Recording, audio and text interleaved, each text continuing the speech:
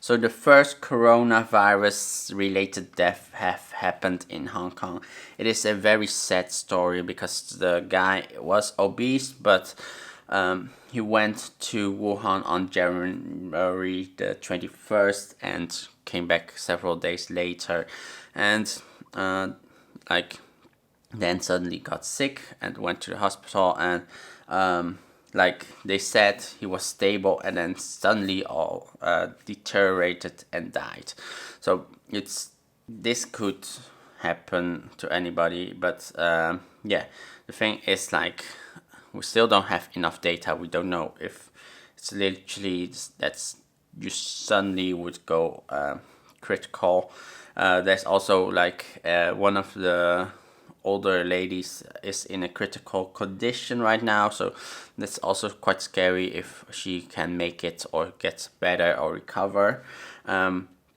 Like, we also have like some of them in a bad condition, not critical yet. We now have 18 cases of people who have the coronavirus, but also some of them are locally transferred or locally gotten it instead of having gotten to Wuhan or related to people from Wuhan. There's like one story of a lady who worked at a boutique at Jordan's and basically gotten it probably from a customer, or just because she needs to work from home or to the shop or stuff, but still it's locally transferred. There's several cases basically where there's no direct link from where she could have gotten it. It's also not quite sure if it's related to the previous cases, if maybe some of them walk past them. However, it makes it a little bit more scary because there is like an incubation time before you actually get sick. So some of people of course get quickly sick, but some of the people might like take a long while to actually get sick.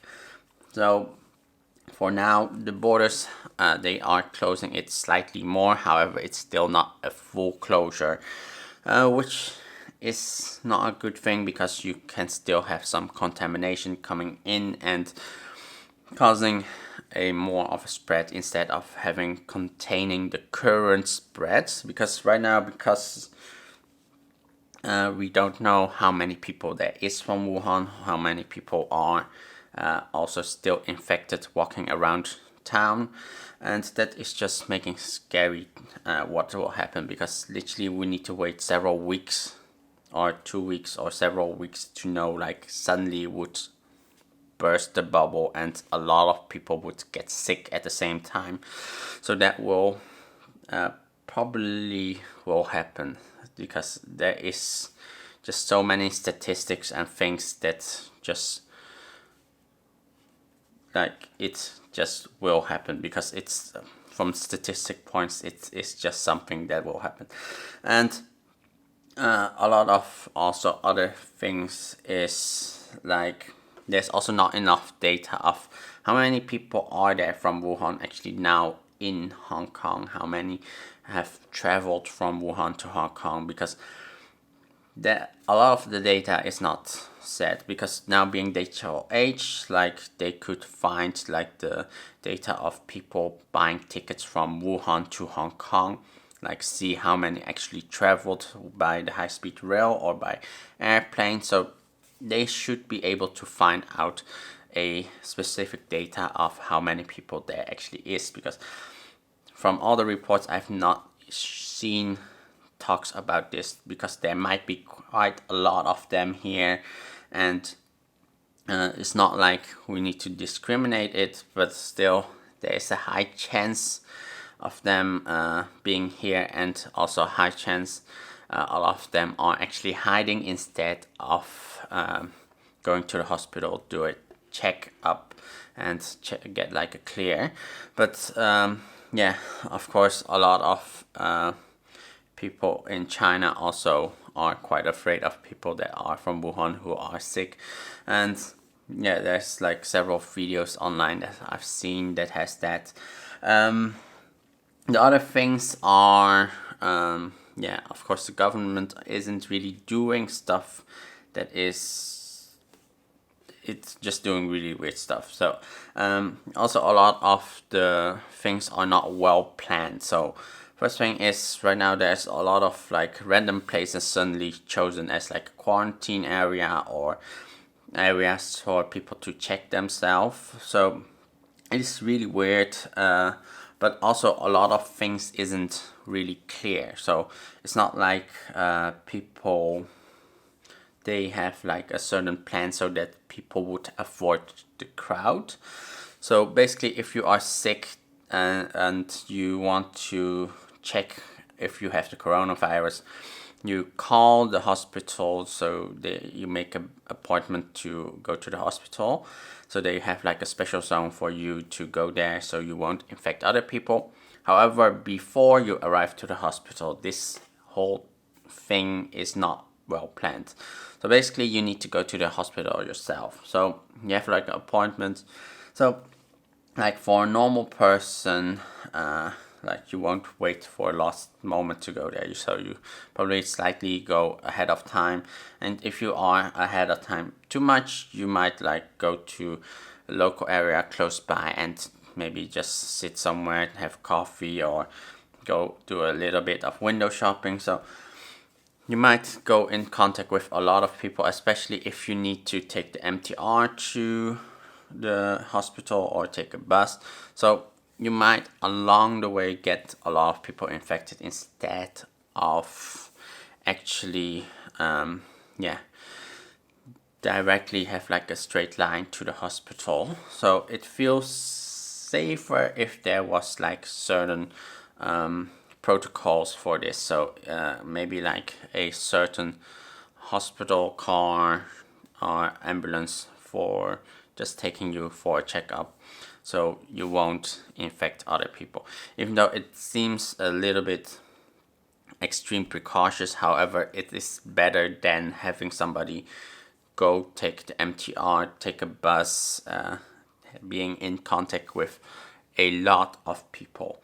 So yeah, it is something like it. The plan seems to be not really well thought of. Still, a lot of things. Yeah, for me, I feel like living in Hong Kong right now, it is not extreme scary, but it's still like looking at the data numbers and things, there might be like a big burst coming, and it's actually quite sure that there's still probably a lot of people that are infected that are just walking on the street feeling healthy, feeling okay, because there is like this incubation time.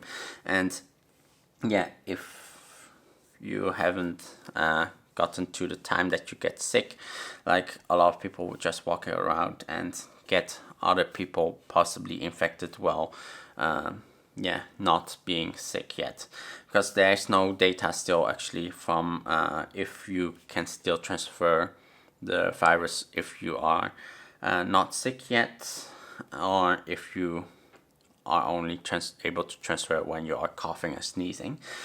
So there's quite a lot of data unsure. So yeah, right now, if you are outside, still just follow the rules. Keep your hands clean. Don't touch everything around you randomly. So also the rest is try not to touch your face, your eyes with your hands as much as possible. Just keep wearing the mask. And also another thing is start wearing like protective glasses. So if people aren't wearing a mask and like talking and spitting, that at least you don't get those spit particles in your eyes and get infected.